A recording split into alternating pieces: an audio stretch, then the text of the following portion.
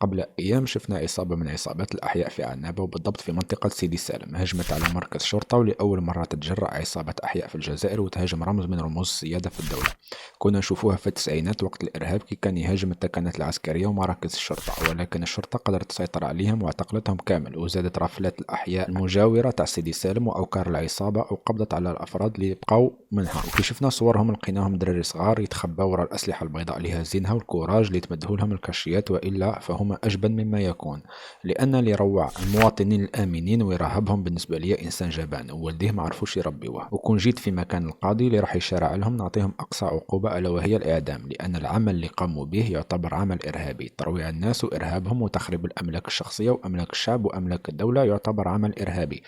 وحكم الإعدام أو المؤبد راح يخليهم عبرة، واللي يجي من وراهم ويحب يدير كيفهم يحسب ألف حساب قبل ما يقدم على خطوة كما هذه. الدولة تاعنا ما تطبقش الإعدام إلا في حالات نادرة مثل الأعمال الإرهابية الخطيرة، ولكن أنا نظن وصل الوقت اللي لازم توسع دائرة الإعدام وتمتد للناس اللي كما هادو، وخاصة مختطفي الأطفال ومغتصبي القصر والمخربين كما عصابات الأحياء واللي على شاكلتهم.